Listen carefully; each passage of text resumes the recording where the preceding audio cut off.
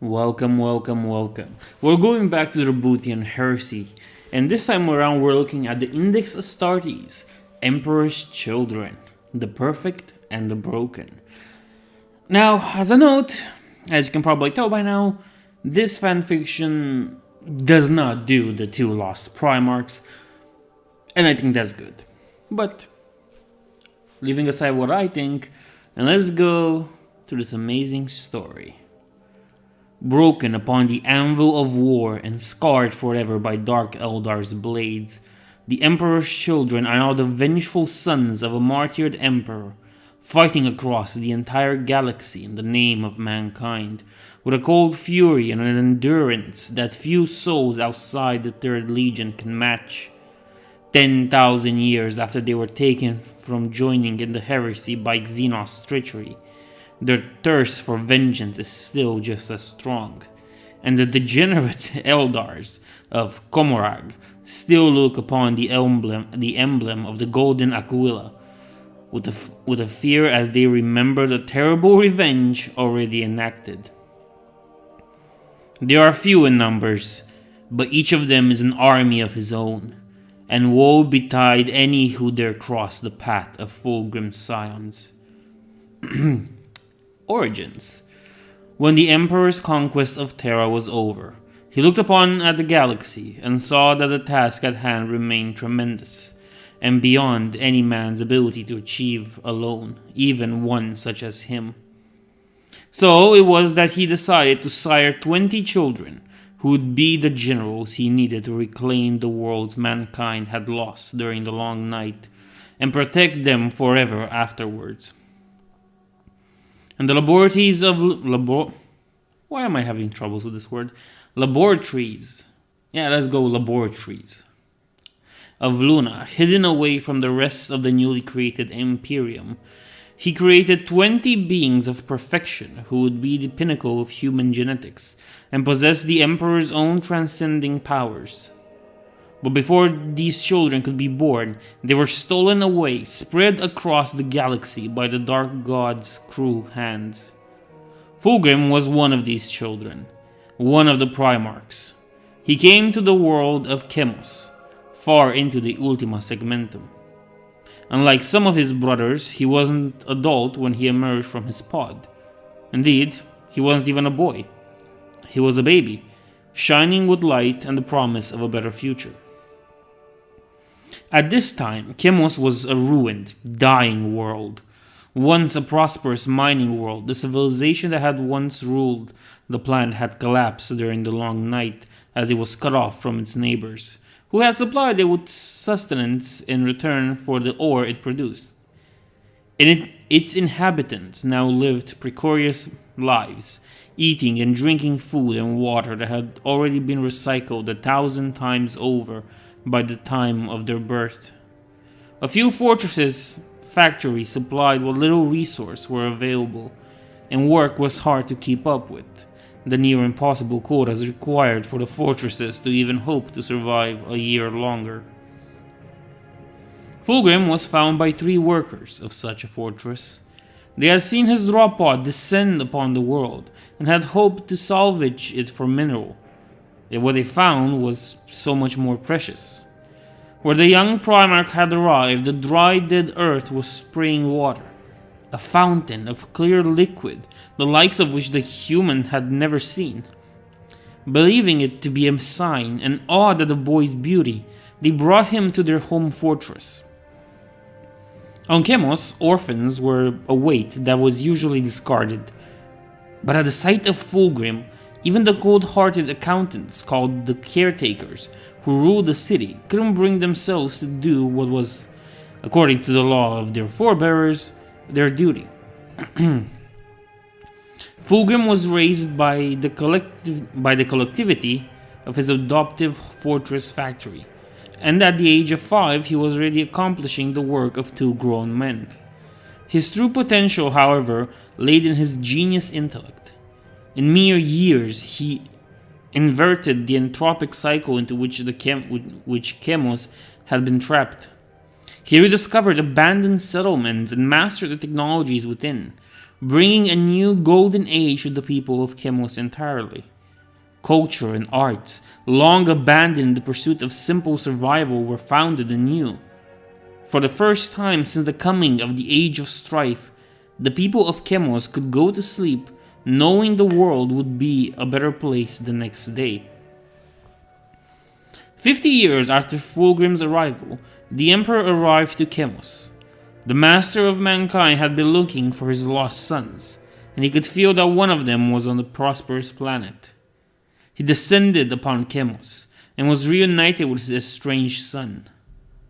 Fulgrim immediately knelt before the Emperor, recognizing him as his father. He and Chemos were welcomed into the fold of the Imperium, and the Primarch was brought to Terra, where he would be given command of the legion that had been created from his gene code.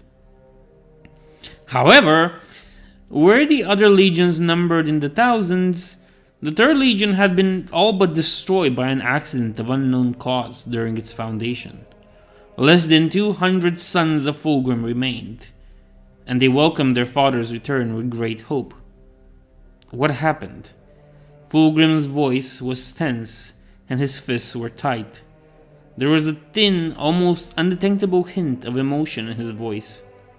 In all the centuries to come, that emotion would only very rarely come back to haunt the Primarch. But in that moment, it was here. Fear. Fulgrim was afraid that there had been a problem with his own genetics, that some flaw within himself had caused the near destruction of his legion. The Emperor saw the worries of his son and shook his head. When he spoke, his voice was not the usual thundering boom of the warlord who commanded billion-strong armies, nor was it that of the overlord demanding obedience from cowed populations. It was simply the voice of a father, reassuring his son. There was a hint of sorrow in his eyes. Treachery, my son. Treachery of the blackest kind. Fulgrim gave a great speech to the gathered warriors, telling them that they would rise from their current precarious situation. He claimed that they were the children of the Emperor, cast in his own perfect image, and that they would never fail him. Many present were shocked by Fulgrim's use of the Emperor's name in his legion's heraldry. But the Emperor indulged his son with a smile, and even allowed the newly renamed Emperor's children to wear the symbol of the Aquila upon their armor, an honor unique amongst the Legiones Astartes. Even to this day, 10,000 years later, with their Primarch, whom they called the Phoenician, in reference to the creature of legend who could rise from its own ashes, at their head, the sons of the Third Legion were ready to assume their rightful place into the Great Crusade. And let's jump now to the Great Crusade itself. Despite Fulgrim's desire to prove his worth to his father, his legion was simply not numerous enough to be sent on the front alone. By the Emperor's own decree, it was assigned to assisting the 16th Legion, the Luna Wolves of Horus Lupercal. Fulgrim met his brother aboard the Vengeful Spirit, and the two Primarchs immediately formed a bond that would last for centuries. Horus admired Fulgrim's tactical acumen and confidence, though he felt his brother needed a presence at his side to ensure his pride didn't take the better of him. For decades, the Emperor's children fought at the side of the Luna Wolves, until the time came for the Third Legion to fight its own part in the Great Crusade. Fulgrim gathered the full strength of his legion to wage war against an enemy that had been known to the Imperium for a long time, but had yet to be purged from the galaxy. The Lairs. I think I'm gonna go with Lairs since it sounds better, and it's Latin where the A and the E become E. So, Lairs. The Lairs were a Xenos race inhabiting a world with no land masses to speak of. Yet they had developed intra-system spaceflight, and if nothing was done, they would soon discover warp travel and spread across the stars. But despite the obvious threat, Fulgrim considered them to pose to the Imperium's future. They had been ignored. as Imperial tacticians estimated that a war against them would take decades and cost the lives of millions of soldiers. There had even been talk of making the Lairs' home world into a protectorate of the Imperium. This was an outrage Fulgrim couldn't allow to pass, and the challenge he could not resist. To him, only humanity was perfect, and thus deserving to rule the galaxy. Had not the Emperor forbidden all alliance with Xenos? Had the fleets of the Great Crusade not put dozens of human worlds to the sword because they had allied themselves with the aliens during the Long Night and refused to return to the Imperium's righteous embrace? To let the Lairs live, reasoned Fulgrim, would be hypocrisy on a galactic scale. I like that line. He vowed that his legion would destroy the Lairs in a single month and prove that they were worthy of the name they had been honored with. The war began in earnest, with the Lairs fighting the way only a species facing extinction can. The Xenos had taken to modify their own bodies in an attempt to adapt themselves to their various roles in society, and to the unknown observer it would have looked as if the Emperor's children were battling a coalition of aliens rather than a single race unified by a common genome. Even as the Astartes fought them, pushing them ever further toward their capital city, the Lairs adapted, revealing blades of bone that were designed to pierce through power armor's gorget, and sound weapons that could burst the skull of a space marine inside his helmet. The apothecaries of the Third Legion dissected thousands of the creatures, attempting to understand how they were able to alter themselves so quickly without disastrous results, but to no avail. It was as if the science of the Lairs did not follow the rules of the universe. Yet the true horror of the Lairs was yet to be revealed. As the campaign approached its climax, Fulgrim himself led the final assault on what had been identified to be the Lairs' most defended stronghold. They expected to find a governing center, or archives of their civilization, but all they found was a building filled with Solomon Lairs, in the middle of a great secular imperium. Wait, I'm gonna have to redo this. But all they found was a building filled with somnolent Lairs in the middle of a great statues and paints. It took a moment for the champions of the secular imperium to understand that they were within a temple. It took less time for the librarians amongst them to realize they had been led into a trap. The temple was full of the corruption of the warp, hidden behind a thick layer of glamour that confused the senses and tried to reach into the minds of the Astartes. Enraged by the deception, Fulgrim ordered the temple be purged by bolter and blade before his fleet raised it from orbit. As the Emperor's children turned their weapons on the entrance Lairs, the sea of souls stirred, and a host of creatures from beyond incarnated themselves into the flesh of their worshippers. Fulgrim and his Phoenix Guard fought against an army of monstrosities, refusing to listen to the lies they were shouting at them. When they finally emerged from the temple, half of them had been lost, and the Lord Commander Vespasian rested in the arms of Fulgrim, grievously wounded by a whispering blade carried by one of the incorporeal abominations. Victory belonged to the Emperor's children, but it rang hollow, as they had lost too many of their warriors, and were ultimately denied the prize they had fought for when Fulgrim grimly ordered the entire world be destroyed by his fleet. Vespasian himself, one of Fulgrim's closest advisors, took years to recover from his wound, and ultimately needed the help of the Thousand Sons' arcane secrets to heal fully. He was lying down in the Apothecarian, with the one man he thought could save him standing near him. Too long had he waited. The whispers never ceased now, and in the rare times he could even understand their meaning, they made his blood run cold with revulsion. "Can you describe the weapon that did this to you?" asked the apothecary. Vespasian couldn't. He remembered the blade all too well, as did he remember the abomination that had wielded it. Yet he found that he could not speak the words.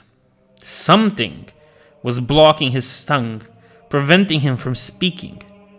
Panic, the alien sensation he had not known in decades, crept into his mind, and he stared at the Thousand Sons emissary, desperately trying to convey the sense of helplessness that was befalling him. He had tried to do the same with all the apothecaries of his legion, but they hadn't understood.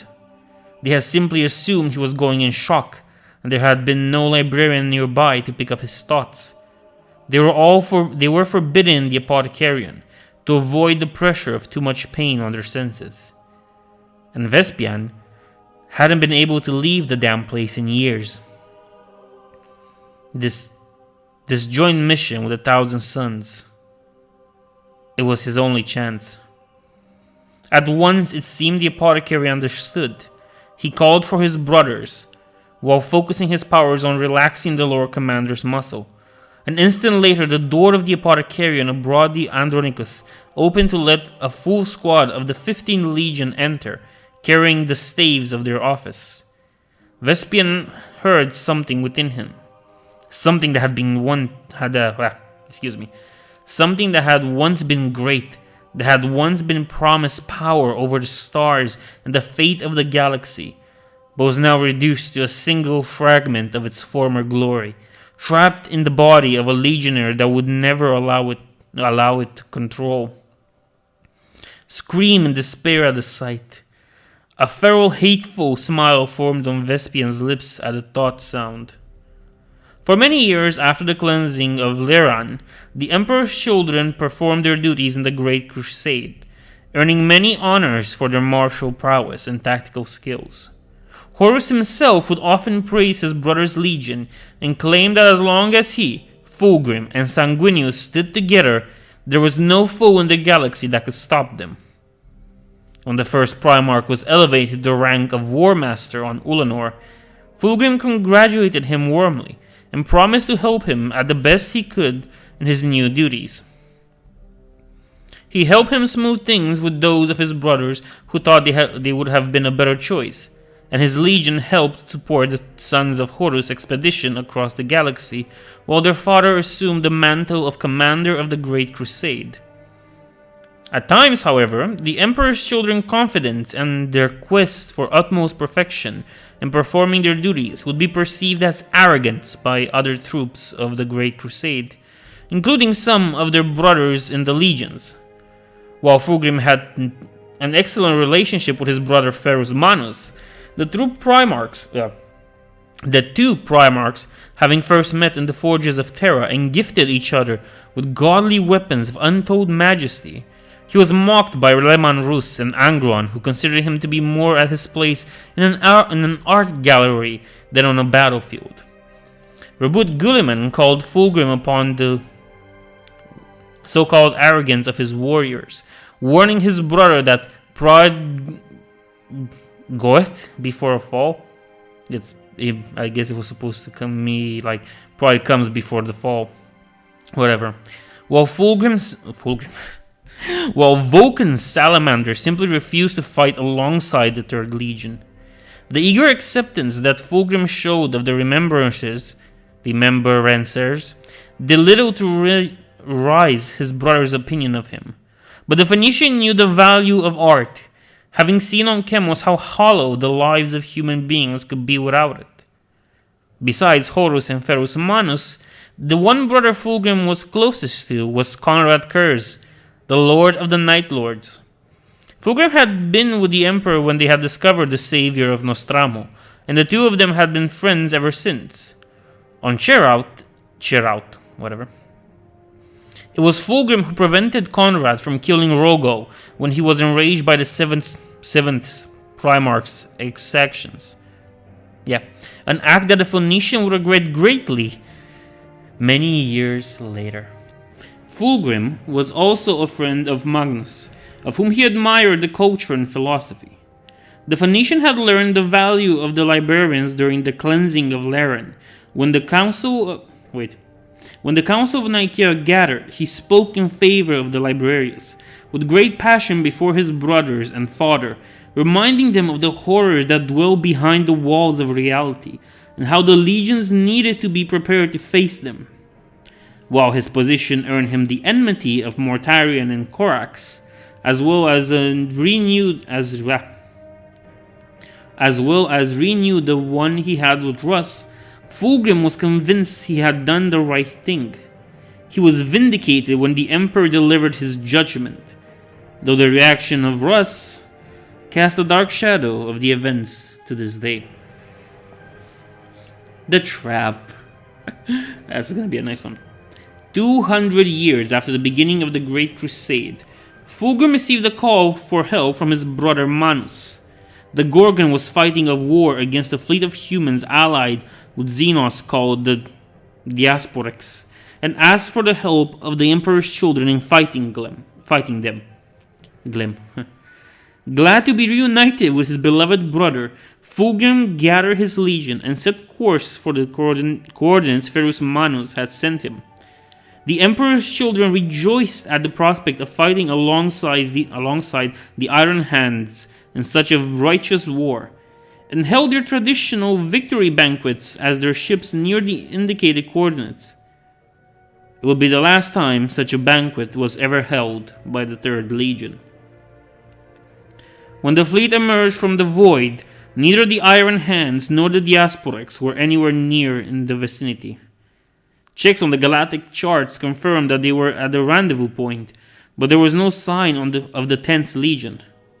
For weeks, the Emperor's children searched for their cousins, sending astropathic messages through the increasingly agitated Empyrean, and ships to scout the nearby systems.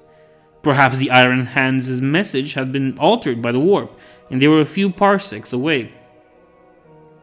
Then, 30 days after the fleet's arrival, the void opened.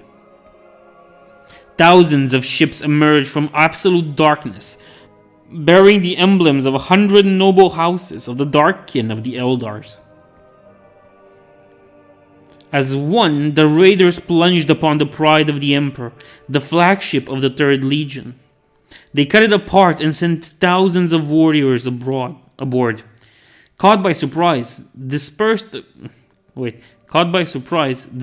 across several systems in their quest for the Iron Hands, the rest of the fleet could only watch in horror and listen to the increasingly desperate Vox transmission and astropathic sendings as they rushed towards the incursion. By the time they arrived, it was too late. The pride of the Emperor's corpse hung in the void like a dead animal. The raiders captured hundreds of their brothers, including the Primarch himself. Fulgrim was on the deck of the Pride of the Emperor when the Dark Eldars came. He knew of the Eldars and their twin kinds, those who lived aboard their craft worlds, only ever interfering with the Imperium when their own interests commanded them to do so, according to their own incomprehensible designs, and those who raided human settlements for slaves and slaughter. He recognized the fleet as a gathering of the second category, but it made no sense. Never before had the pirate Eldars ever been seen in such numbers, and never before had they dared to attack a legion. Why? He asked under his breath. His mind, the genial mind of a Primarch, couldn't understand the situation. The only thing he knew for certain was that this was a trap. But how? Did the Eldar send a message that had borne his brother's sigil? "My lord," said one of the officers, "we are being held by the enemy fleet." "Open it." The voice of the Xenos was like the sound of broken glass piercing the skin. Even behind its alien tone, Fulgrim could feel the unbearable hatred that burned within the speaker. "Chosen of she who thirsts," hissed the creature. "Disgusting Monkey, who would whore yourselves away to the goddess of tears. We are the lords of Komorak, the princes of the Dark City, the true rulers of this galaxy. What's wrong with me today? What do you want? Asked Fulgrim. We want you, son of a false god, and puppet of one born out of our blood, our own blood. We want your life and your death. Your screams will feed us. The agonies of your son will warm our blood in the cold void, and when you finally die, she who thirsts will be denied her champion. Centuries later, the Imperial historians would attempt to unravel the reasons behind the Dark Eldar's actions. Interrogation of prisoners would reveal that the Dark Eldars believed the Emperor's children were on their way to fall to the Dark God known to the Imperium as Slaanesh, the god of pain and pleasure, born of the fall of the Eldars, an eternal curse of their dying species. Why they would ever believe that the noble sons of Fulgrim would ever stoop so low remains a mystery. But the mind of the Xenos is unknowable to the loyal subjects of the Imperium. Theories abound, though. The Dark Eldars were manipulated by the rebels who were performing the Ishvan Tree atrocity at the precise moment of the Xenos' arrival. Or the Emperor's children were initially targeted by the ruinous powers for corruption before proving that they would never ally themselves with chaos, and forcing the Dark Gods to change their plans. Only the Emperor may know the truth, and perhaps Gulim in his stasis casket. Regardless of the reason behind the Dark Eldar's assault, the rest of the Emperor's children reacted violently to their father's abduction. Hundreds of ships launched themselves at the Xenos in pursuit, and entered the fabled webway by the gates used by the Eldars. The moment they did so, however, they were lost in a realm that wasn't reality and wasn't the warp. One where they had no idea how to navigate. The trap had been sprung, and the Emperor's children would now suffer the long agonies of what would come to be called the Bleeding War. And since we're at this subject, the Bleeding War. Trapped in the webway, unable to understand what was happening to them, and deprived of their Primarch, the Emperor's children nonetheless fought on. Their librarians managed to understand some of the rules of the strange dimension they had found themselves stranded in, and they led the legion toward the Dark Eldars by following the trails of pain and agony they left in their wake.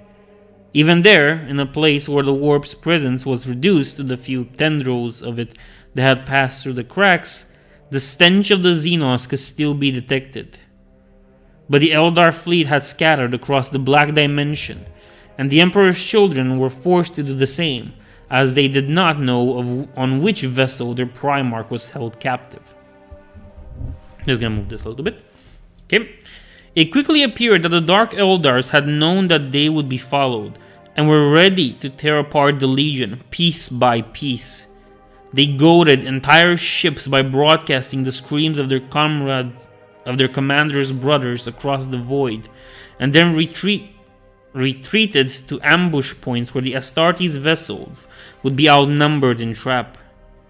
Of Fulgrim himself, there was no sign in their taunt, doubtlessly because they still had to get a single moan of pain out of the Primarch. As the days went on and turned to weeks, then to months, then to years, the fate of the Emperor's children and their Primarch's survival began to fade. Some began to talk about leaving the webway, returning to the Imperium and asking for the aid of Fulgrim's brothers. But beyond the sheer revulsion the Astartes felt at abandoning their Primarch, even if only for a time, a more practical consideration prevented this. The Emperor's children did not know the way out. The gates they had passed through had vanished, and they were unable to locate others in this labyrinth. Saul was bleeding in his cell. Pain was coursing through every nerve of his body. It was nothing compared to the agony he felt at the sight of his brother's corpse. Lucius. Prideful. Childish. Handsome Lucius. They had fought together on murder, the cursed world where the Lord Commander Aeldron had died. they had endured, and when the sons of Horus had arrived, they had been fighting back to back against the seemingly endless tide of the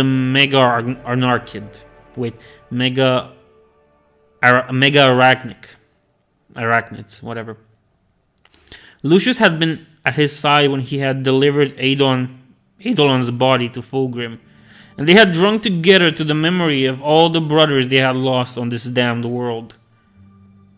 And now he was dead, and their jailers had cast his body in Saul's cell to taunt him. The sorrow that haunted the captain ever since he had been brought onto that accursed ship, kicking and screaming, threatened to overwhelm him. Then he noticed that there were no wounds on Lucius's body that could explain his death. He had died when his heart had given up, unable to sustain the stress inflicted on the flesh of their host. "No, damn you," spat Saul, raising his hands. With all the strength he could muster, he hit the chest of the dead man, again and again, forcing the blood to flow, forcing the heart to contract once more, ignoring the pain in his muscles, ignoring the laughter of his captors as they watched his pathetic attempts at resurrecting his comrade. Then, Lucius's eyes opened, and he gasped, forcing air into his 3 lungs. He looked at Saul with wide eyes, unable to accept that he was alive once more. There was no more laughter from their jailers. They stood motionless, stupefied at this miraculous rebirth. "You must live, Lucius," told Saul to his friend, even as the gates of his cell opened once more and the Dark Eldars came back for him. "Whatever happens, you must live. Live and claim revenge." These were the last words Lucius ever heard his brother speak before they took him. For hours, the Blade Master listened to the sounds of Xenos blades cut into Saul's flesh and the hissing of acid and poisons as they were injected into his body. Not even once did Saul give his tormentors the satisfaction of his screams. Lucius looked down and picked up a piece of metal that had been fallen from his own body.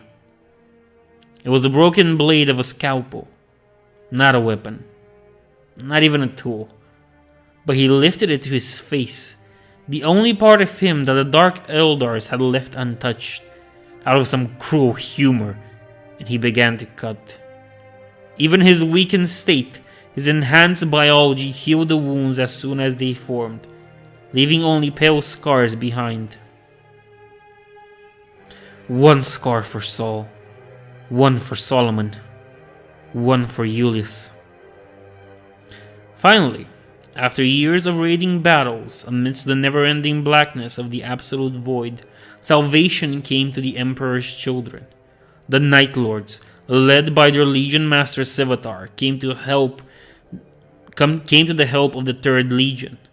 They rescued their ship from the hundred battles they were trapped in, and hit at the core of the Dark Eldar Armada. Hundreds of Emperor's children were released from the depths of the Xenos ships, forever marked by the horrors they had experienced at the hands of that degenerate race.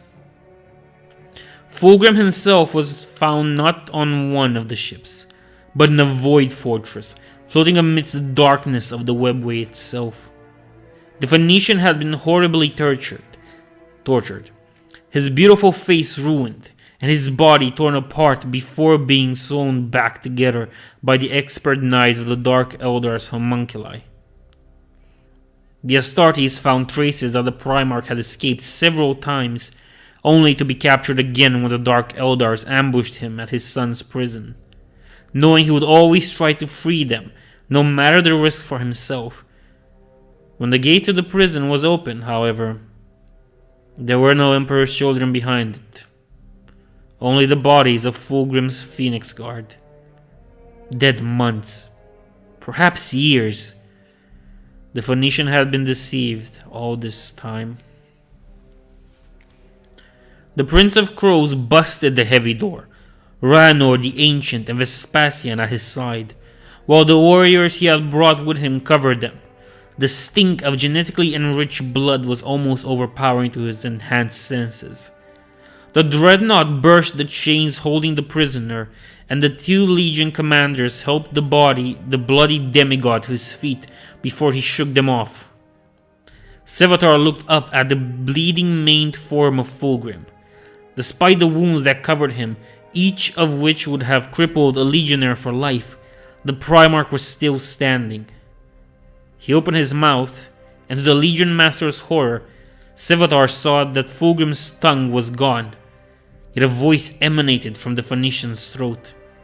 Somehow he was forcing his vocal cords to produce recognizable sounds, even though his voice would never again be the smooth, beautiful thing it had once been, just like the rest of him. Sevatar, where is Conrad? Where is my brother? Sevatar told him. He told him of Guliman's treachery, of the Ishvan V atrocity. He told him of the war that had torn the Imperium apart, that was even now closing to Terra. He told him of his fate, he told him of the fate that had befallen the King of the Night, on a world sullied forever by the blackest betrayal of all ages, and the death of the future that all Astartes had fought for. And for the first time ever, since the Dark Eldars had captured him, the Primarch of the Emperor's children wept. Upon learning what had occurred in the rest of the galaxy while he was being tortured, Fulgrim entered in a terrible rage. He vowed to kill Guliman with his own hands and bade the remnants of his legion to follow him and their saviors back to Terra. There he promised in the broken voice of a man without a tongue, they would make the traitors pay. As for the Dark Eldars, he swore that a time would come when they would curse the day they dared to attack the 3rd Legion. Thus, the 3rd and the 8th Legion began their journey to Terra. To the Emperor's children's surprise, the Night Lords took them across the webway, using Mysterious Dimension as a shortcut to approach Terra, without needing to go through the boiling Empyrean. How exactly the Night Lords knew the path remains unknown to this day, and though it is suspected the High Command of the 2 Legions know the truth of the matter, they refuse to speak of it. Now we're getting to the good part. The battle for Terra. In endless agony reborn, by the blades of true brothers returned. Enemies of the Emperor, we have come for you. Transmission from the Andronicus upon the Emperor's children's arrival at Terra. When the Emperor's children and the Night Lords arrived at Terra, they found a world burning with war and slowly descending into oblivion, dragging all of mankind's future with it. Reports flooded in from the surface, and the plan was immediately decided. The Night Lords, unable to ignore the screams of the Terrans as they were butchered by the debased Blood Angels, went to the surface to fight against their treacherous brethren, while the Emperor's children showed the traitor fleet the true meaning of Void War. Lucius the Reborn. While most of the Emperor's children fought in boarding actions during the last hours of the siege, a few of them descended on the throne world to fight alongside the Night Lords. First amongst them was Lucius, the 13th captain of the 3rd Legion. Though he commanded no men by then, having lost them all to the Dark Eldar's depredations. Rumors claimed that Lucius had died aboard the Dark Eldar's torture cells, but had risen to avenge his brothers. Regardless of the truth, he had been found outside of the prisoner's confinements, hunting for Xenos who dared to spill his legion's blood, his once handsome face a mess of crisscrossing scars. Lucius was a swordsman of terrifying skill, who had proved to be a match even for the supernatural speeds of Cormoran's own elite blade dancers. On the grounds of Terra, he challenged the champions of the traitor legions, killing dozens of them in the final nights of the siege. Legend has it that Lucius and Sevatar, Legion Master of the 8th Legion, fought back-to-back against the Blood Angels, and that Lucius gave his life to save that of the Prince of Crows. However, the same story is told across all Loyalist Legion present at Terra. Amongst the Iron Warriors, it is recounted that Lucius died to save the mysterious Warsmith of the Imperial Fist Blade, while the Thousand Suns claim he sacrificed himself to protect Ahriman from the assault of Dark Angels, and the Death Guards still speaking in awe of how he saved Captain Nathaniel Garo from the fangs of one of the Space Wolf's great beasts. Even the sons of Horus, who fought on the other side of the Heretics line, claim that Lucius saved the life of Abaddon himself. Regardless of the truth, Lucius was never seen again after the siege, and his body was never recovered. When the ecclesiarchy rose in power and influence, he was sanctified as Lucius the Reborn, eternal watcher of the imperial palace. A towering statue built in his image still stands at the gates of the palace, though it lacks the many self-inflicted scars. With boarding actions and maneuvers that no sane pilot would ever have attempted with the Astartes cruisers, the Emperor's children broke the hold of the traitor fleet on Terra, covering the descent of their cousins. Crewing both the remnants of their fleet and the ships of the 8th Legion, they destroyed hundreds of traitor ships.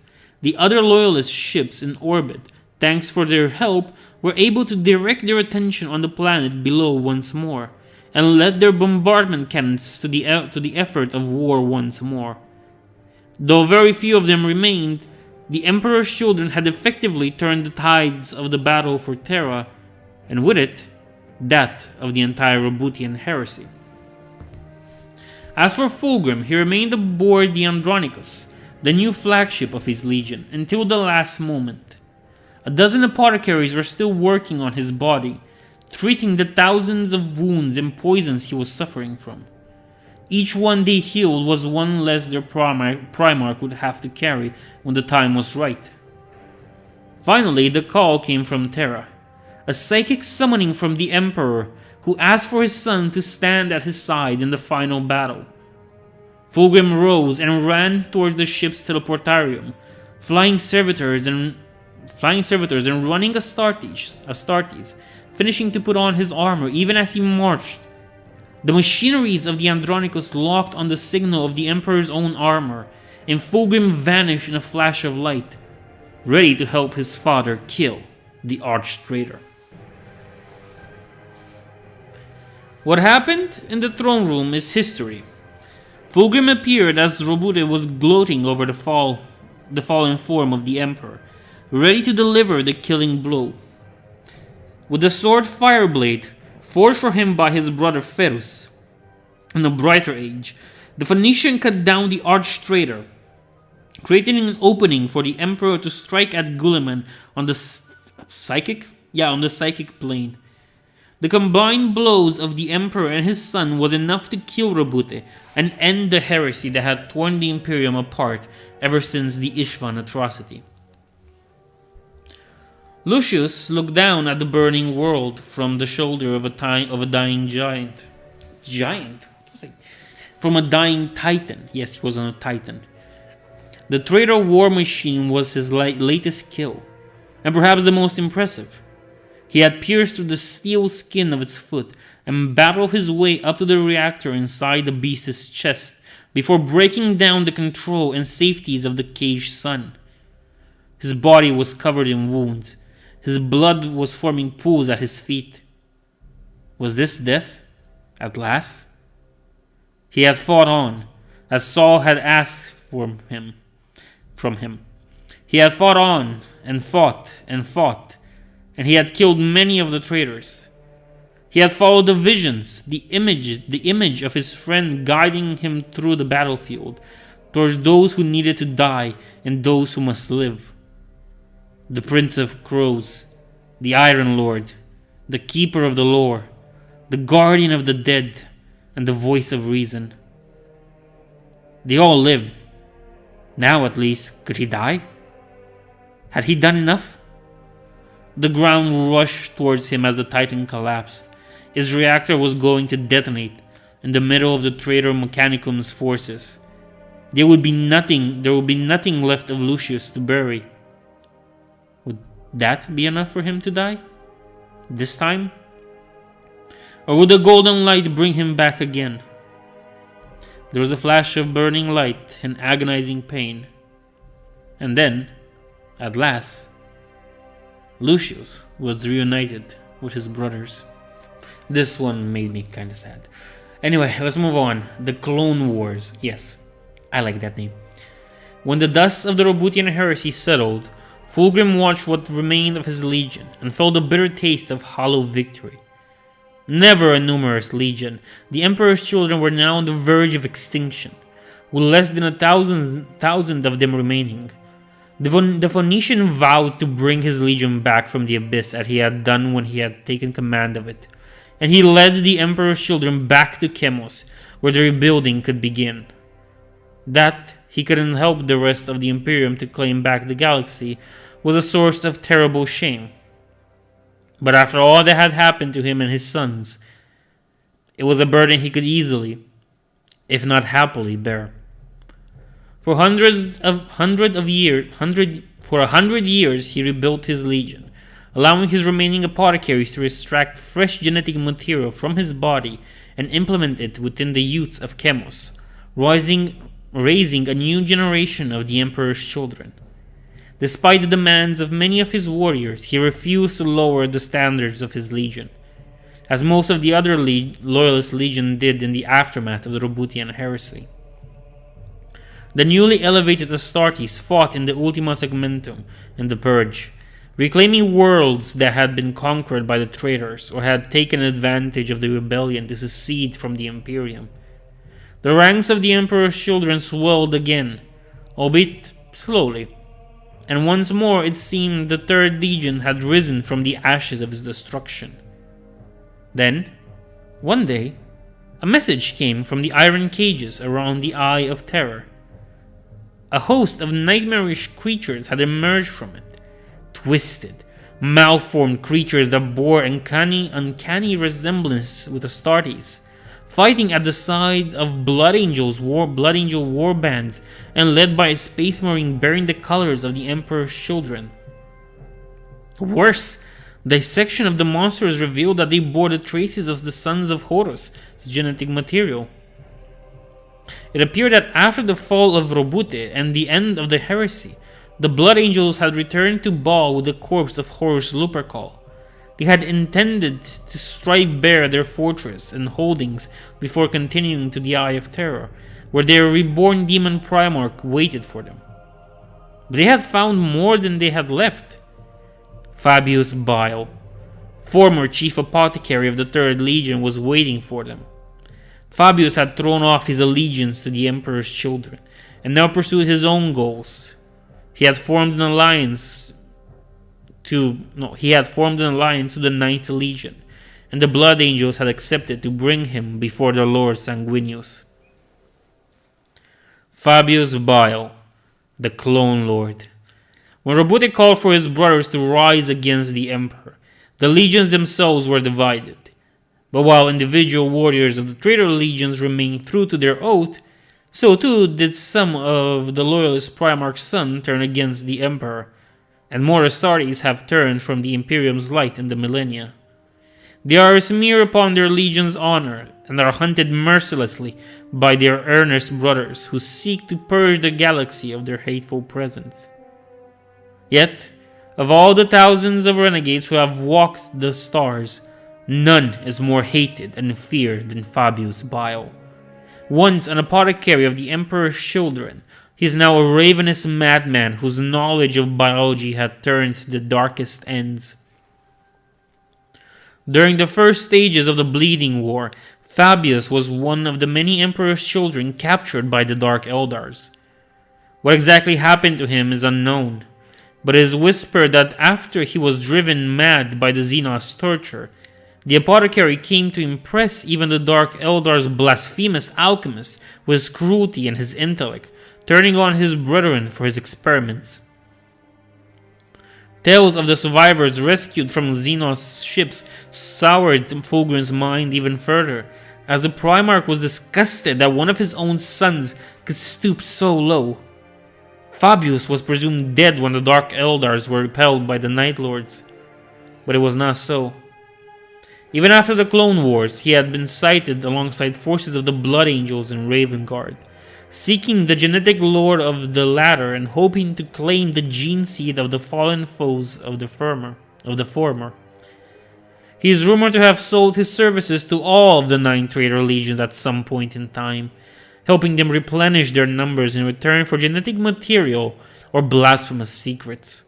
His exact goals are unknown, but it is rumored that he desired to create a perfect being who would why is this word beating me right now? Who will surpass even the Emperor in his glory. The Inquisition has had the Kill on Sight order against him standing since the dawn of the Clone Wars, and even though Fabius' death has been reported several times, it is still standing since the one who calls himself Primogenitor has always returned. In the Eye of Terror, Fabius has struck a deal with the Demon Primarch of Slaanesh. He was allowed to study the corpse of Horus Lupercal. It would have been funny if he had more. In the OG timeline, he kind of has more, but they're clones, so you make that decision. He was allowed to study the corpse of Horus Lupercal, and from its harvested flesh, he had created thousands of clones. Most of them hadn't survived gestation, but many had reached adulthood, though they were so deformed that even the infamous spawn marines of the Raven Guard were superior, pristine beings compared to them. Looking at the results of Fabius' experiments, Sanguinius had laughed at the insult to his fallen brother's memory and granted a portion of his legion to the Primogenitor. Seeking to harvest the genetic material of all Loyalist legions, untainted by the touch of chaos, Fabius had led the clone hordes and the warbands of the Blood Angels out of the Eye, piercing through the iron cages and establishing a kingdom spawning dozens of worlds. Thus began the Clone Wars. When the news reached Fulgrim, he felt a level of hatred he had not felt since learning of Roboutius' treachery. He called all of his legion to him, leaving only a token force at Chemos, and traveled straight towards the front lines of this new war. There he met with the Sons of Horus and the coordinated force of the other Loyalist legions. While there was some suspicion directed against the Emperor's children, it was quickly banished by the fury with which they had fought against Fabius' abominations. Together, the 3rd and 16th Legion broke to the heretics' lines and assaulted the world upon which Fabius Bile was conducting his blasphemous experiments. While the Sons of Horus laid waste to the cloning facilities and reclaimed the remains of their fallen father, Fulgrim sought Fabius to kill him with his own hands. The Phoenician pursued his quarry across the entire city, finally cornering him in a great tower filled with incubation pods.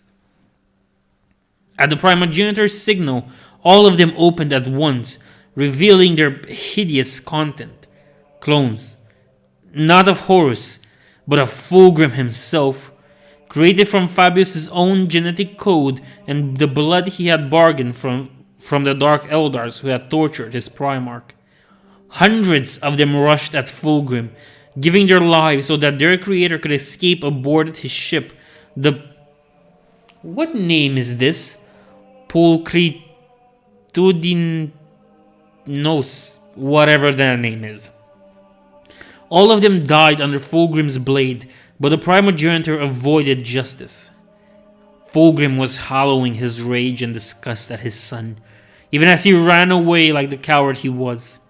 To think that he had once considered Fabius one of his own, to think that he had thanked him personally for his services during the cleansing of Leran, when the apothecary's talent had saved the lives of dozens of loyal true Emperor's children.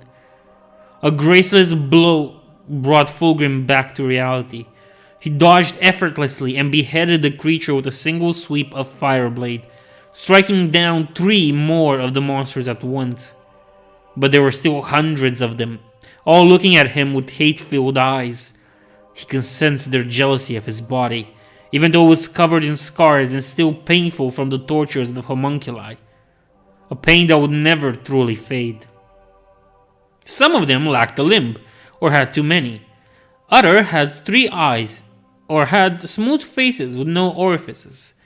The only thing they had in common, bar their mane of white hair, was the raw aura of torment that surrounded them. Behind their hatred, behind their anger, there was simply pain and the desire for their lives to end. Lifting Fireblade once more, Fulgrim prepared to grant them their wish. The Clone Wars were over, but not all of Horus's clones had been destroyed. They would continue to plague the Imperium for centuries, calling themselves the Black Legion and a blasphemous parody of the true sons of the Emperor. The burning of Komorrag. This is my favorite. We're getting to the best part. In the last years of the 35th millennium, the Emperor's children were finally given the chance of revenge they had waited for so long. Infiltrators of the mysterious Alpha Legion had located a path to the dark city of Komorrag, lair of the treacherous and corrupt Xenos known as the Dark Eldars. Though few Emperor's children yet lived who had personally endured the horrors of the trap, Fulgrim himself remembered it well, and his sons had kept the lore of these events intact. The Phoenician called for the ancient promise, and the Night Lords answered. Another legion came, the World Eaters, led by Angron, the Red Angel. The Primarch of the 12th Legion owed a debt to Fulgrim ever since the two had fought together at Scalantrax, and he intended to repay it with the destruction of the Dark City. Not all the forces of the legions were gathered, of course. They still had their duties to the Imperium, and couldn't abandon their allies in their quest for vengeance. But thousands of Astartes and dozens of ships, with no less than 2 Primarchs leading them, were nonetheless a force such as the galaxy had rarely seen since the dark days of the Roboutian Heresy. Together, the forces of the 3 legions entered the Webway, following the path provided by the Alpha Legion. They passed through a gateway that had long stood abandoned by the Eldars, and traced the psychic beacons left by the 20th Legion across the infinite blackness. For several weeks they advanced, until their fleet passed one final portal, and emerged in the skies of the Dark City, above its caged sun. Then, with a fury that had grown for millennia, Fulgrim gave the order to attack, and Komorrag burned. Bombardment cannons fired upon the nobility's spires, reducing many bloodlines whose influence was older than the fall to ash in mere seconds. The defenses of the city were designed more to protect individual domains from the neighbors than to repel an outside assault, and the Dark Eldars were now paying for their arrogance. They had believed no one could reach them, let alone one of the inferior races, and now they burned, as all Xenos must for their crimes against humanity. When the Dark City was mostly reduced to rubble, the legionaries descended in the ruins, ready to hunt down the survivors and put an end to the centuries of terror that the Xenos raiders had inflicted upon the rest of the galaxy. Angron and Fulgrim led a devastating charge, crushing the Eldar's efforts to assemble a cohesive force, then pursuing those who attempted to flee. The Emperor's children remembered the lesson of the trap, though, and warned their allies to not attempt to hunt the Xenos beyond the gates of the Webway, or they may never be able to return. Fulgrim, however, did not heed his own advice, as he walked down the dark tunnels of the homunculi covenants who had so horribly tortured him thousands of years ago. He came across an all too familiar figure. There beneath the ruins of the Dark City was Fabius Bile himself. Why exactly the arch-renegade was there is unknown, though it is assumed by the Inquisition he came to trade blasphemous secrets with those who had first initiated him to their dark and forbidden arts. The Phoenician's reaction was predictable. Enraged, he pursued his traitor's son across the labyrinth the homunculi used as their home's first line of defense, followed by his Phoenix Guard.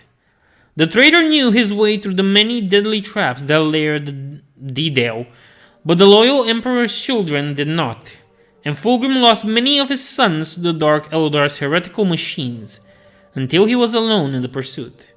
On the surface, Angron called for him, begging him to return back and return before he was lost. The Red Angel promised Fulgrim he would help him to track and punish the traitor, but he really needed to leave. The caged son of Cormorant had grown unstable with the damage the fleet had caused to the Dark City, and there was a risk they would soon tear apart their confines and engulf the entire bubble of reality Cormorant was built in. Boy, that was long. But there was no answer from Fulgrim. Finally, the librarians of the assault force warned that the presence of the Phoenician had vanished. He was no longer in the Dark City. He must have crossed into the webway in pursuit of his quarry, and was now lost to his loyal sons. Filled with sorrow, Angron ordered the retreat, vowing to find his brother, even if it should take him 1,000 years. Next, we have a name that I can barely pronounce: Asdrubal Vecht. After the three legions sacked Cormorak, the Dark City was left without leadership. The noble houses that had ruled it with an iron fist ever since before the fall were ruined.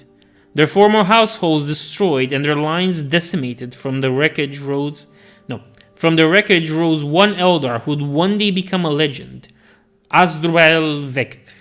While some legends claim that he was once a lowly slave of the Dark City, he himself pretends to have witnessed the fall with his own eyes, and having endured ever since. Whatever the truth may be, he forced order upon the absolute chaos that followed the Legion's assault. His cabal of the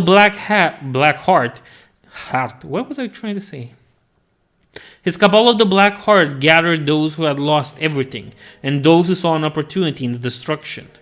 With thousands of warriors under his command, he was able to impose himself as the supreme overlord of Commorragh and replace the ancient noble houses by the cabals, an unforgiving meritocracy, where only one's own cunning, strength, and brutality mattered. Slowly, the Dark City reclaimed the influence and wealth it had lost, though it still warily stays away from the worlds under the Emperor's children protection. In time, Asdrubal, has ended much of the other domains of the Dark Eldars to Commorragh. Has added much of the other domains of the Dark Eldars to Commorragh. In the 41st millennium, only one other Eldar possesses enough power and resources to be considered his rival: Eluriak, Tyrant of Shadum. Despite a great many attempts, neither of the two have managed to kill the other so far, and they are currently in an uneasy truce, each waiting for the other's inevitable betrayal while waiting for the first sign of weakness to strike first. I hope you like long stories, because these are going to get bigger and bigger the more we go on. Organization: the Brotherhood of the Silent Scream. Marius Virusen, captain of the 3rd Company of the Emperor's Children, was one of Fulgrim's most devoted warriors. During the Bleeding War, he fought harder than any other Emperor's Children to deliver his Primarch from his imprisonment, but never managed to reach him. By a cruel twist of fate, when the Night Lords arrived and freed Fulgrim, Marius was recovering from the grievous wounds he had sustained in a previous failed attempt. His shame at not being here to rescue his Primarch burnt deep within him, and he cut off his own tongue as a penance for his perceived wrongdoings, despite his brother's words. Many other warriors did the same, and they came to be known as the Brotherhood of the Silent Scream. At the Siege of Terra, the 100 of them boarded the Iron Hand's vessel, Sisypheum, and killed hundreds of the traitor marines before being forced to retreat as the ship prepared to run from the Sol system. Across the centuries, clad in the unpainted, unclad armor of their shame, the Brotherhood of the Silent Scream would endure. Warriors of the Third Legion who considered they have failed in their duties, such as those who survive when the rest of their squad does not, join them, ritually cutting off their own tongue as a sign of their own regret. The Brotherhood has dedicated itself to the Inquisition and forms a company of Adeptus Astartes under the command of the Ordo Xenos. They have their own monastery on Chemos and answer the call of various inquisitors across the galaxy. Rumor has it that they even accept warriors from other legions into their ranks, so long as they are willing to abandon their colors and undergo the ritual abolition. As for Marius Virusen's ultimate fate, he died in a battle against the Iron Hands, slain by one of the plague-stricken marines. Some even say, one who was on the Sithfilm at the Siege of Terra. The loss of their Primarch was a terrible blow to the Emperor's children morale, but they endured it, convinced that their father still lived and would one day return to lead them. In the meantime, they chose to establish the position of Legion Master, used by other loyalist legions who had lost their father. The Emperor's children have never truly recovered from the losses in the Bleeding War. Even with the centuries Fulgrim spent on rebuilding his legion, his numbers never reached those of the other loyalist legions, and these days the official records indicate less than 30,000 Space Marines of the Third Legion in existence.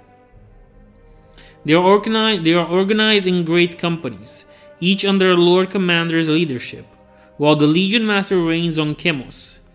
When the Legion Master dies, a new Lord Commander and his 1,000 warriors are designated to take up the mantle of Legion Master and replace the previous one as Guardians of Chemos, whilst the Legion Master's successor, as the leader of his great company, takes his warriors back into the stars.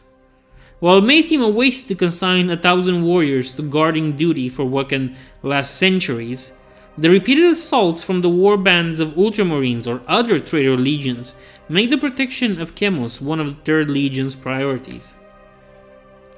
Each great company is arranged in 10 companies, with 9 captains each commanding up to 100 warriors, while the Lord Commander leads the elite of his troops to battle.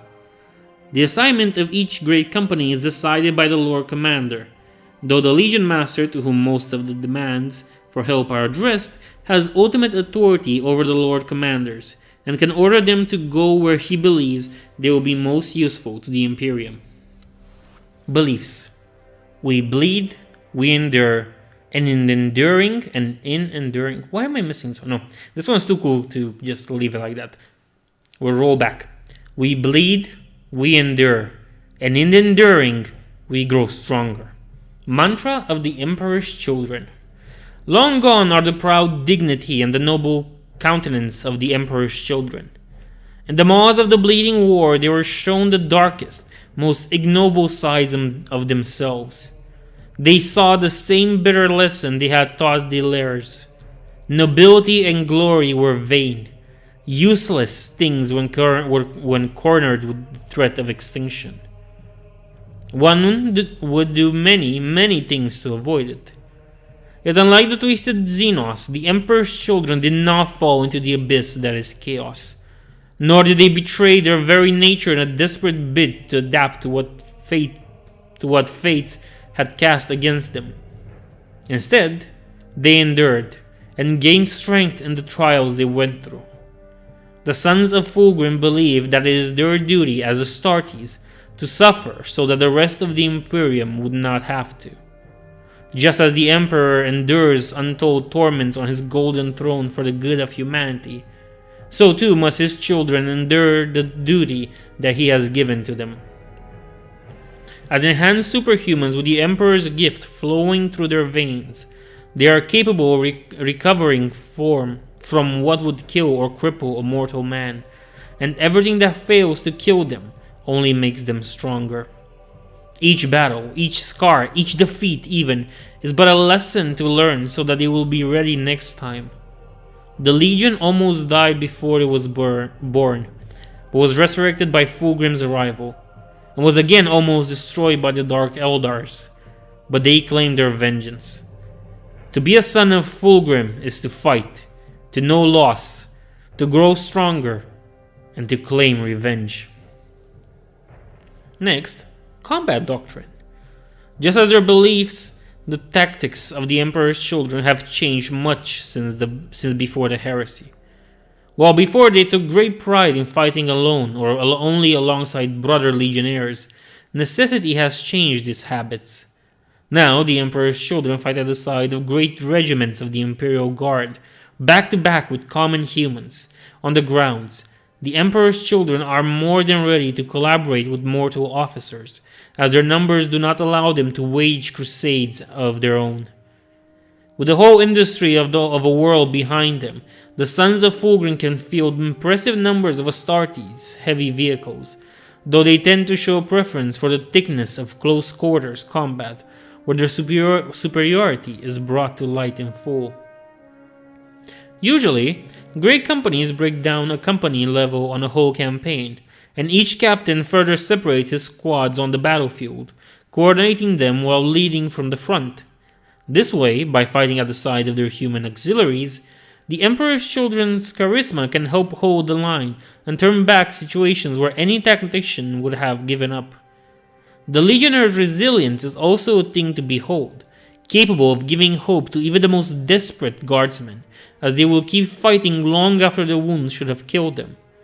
Those who seem to return from the dead, after their sus membrance activates to save their lives, then deactivates to let them return to the fight, are considered blessed by the Emperor and are said to bear the mark of Lucius.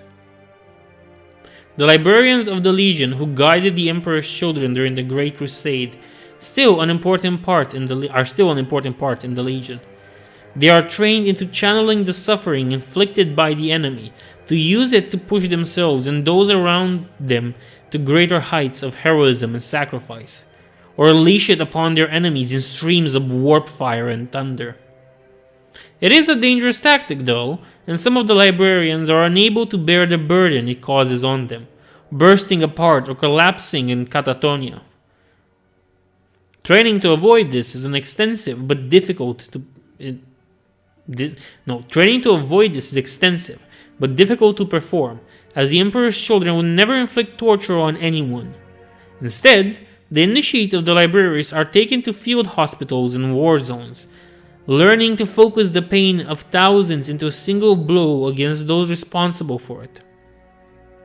In space, the Emperor's children are forced to be reckoned with.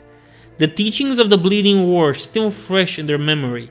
Void tactics are one of the Legion's specialty, another being the boarding actions that they perform with ruthlessness efficiency that many a traitor or Xenos has come to curse over the millennia.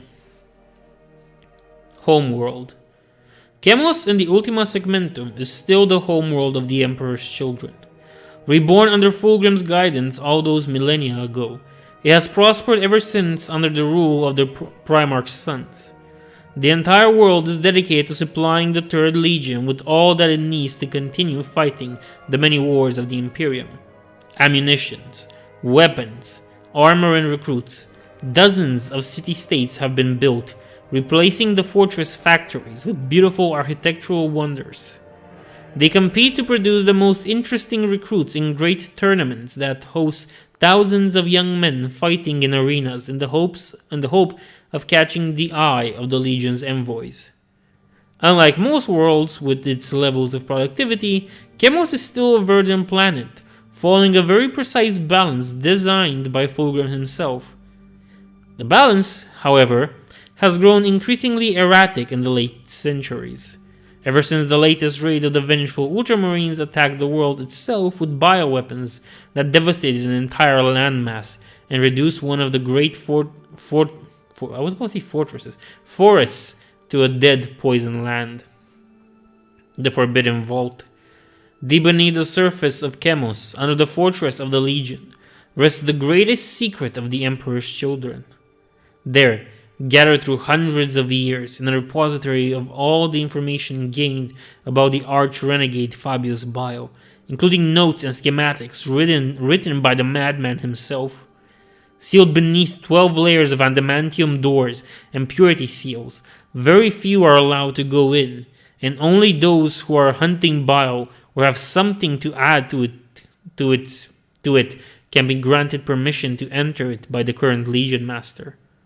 No one outside of the Legion's commanding circle and the few brothers who have come near to slaying Fabius themselves know of the Forbidden Vault's existence. A few Inquisitors of the Ordo Hereticus and Malus have been allowed to enter it under vows of secrecy that will turn the entire Legion against them if they were ever broken. The prudence of the Legion is understandable. The secrets of Fabius Bile have corrupted many legionnaires who have fallen prey to his deviant philosophy during the millennia, and countless mortals have made dealings with the progenitor, only to curse their own foolishness when their kingdoms were destroyed by the cloned armies with which they were built. Recruitment and Gene Seed.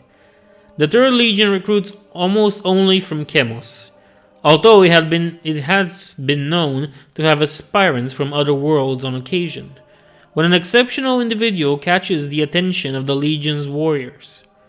After passing a series of grueling tests, the aspirants are implemented with Fulgrim's Gene Seed and must endure the torments of their own transforming body without the help of the artificial sleep used by other legions.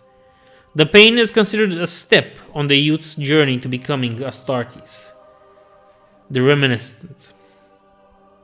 To the rest of the Imperium, the Gene Seed of the Emperor's children is believed to be of unquestionable purity, lacking any of the flaws that may afflict the other legions.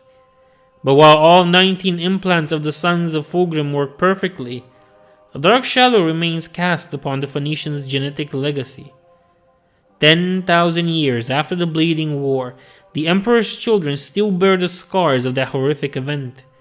Those newly elevated to the status of Space Marine experiment visions and nightmares of the Dark Eldar ships and torture chambers, reliving the agony of their genetic ancestors and that of their Primarch. Some are driven mad by the visions and quietly given the Emperor's peace. Most, however, master the nightmares, and while the horrific visions never truly leave them, the Emperor's children only see them as reminders of a past that must never be forgotten. Once most of the changes have occurred, the aspirants become scouts, added to the companies to perform recognition missions for their elders until they prove their worth. When that happens, they are brought back to Chemos and undergo the pilgrimage, a journey across the last of Chemos' desert. Left alone at the border with only the clothes on their back and a canteen of racid water, they must cross the wasteland and reach the oasis created by Fulgrim's arrival millennia ago. The journey is difficult in his own right, but what truly makes it a trial worthy of being the last step before induction into the Legion lies elsewhere. Too few of the initiates survive the journey for it to be simply an ordinary wasteland. While the wards placed around the area clearly prevent any intrusion, they also seem to be designed to keep something from escaping. Regardless of what is there, once the initiate reaches the outpost at the oasis, he is taken back to the fortress, where he receives his final implants and his armor before being formally introduced into the Emperor's children in a great ceremony. Jihar was scarred. Fear was supposed to have been purged from his mind, but he thought that even a veteran space marine would be scarred in his place.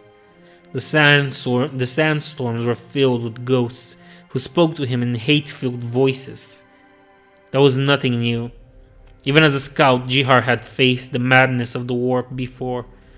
Even if it shocked him to see it on Chemos, he could still endure it. No. What truly terrified him was what voices were saying. They were telling him of a galaxy where hope was dead, and truth had been buried, where the Emperor's children were monsters who preyed upon the weak and revealed in torment. They showed him a tall man wearing the colors of the Third Legion, but hideously defaced by the touch of chaos, and surrounded by never-ending screams of the dead and damned. And the face was his own. Battle cry. The main battle cry of the Emperor's children is the same one they used during the Great Crusade. Children of the Emperor, death to his foes. When facing the hated Dark Eldars, they use Remember Comarag and Fulgrim Lives. Against the traitor legions of the Iron Hands, they scream Death to the Gorgon and show yet increased fury. They still remember who it was that betrayed their Primarch and left him to the Dark Eldar's clutches. And here we have it, the Third Legion.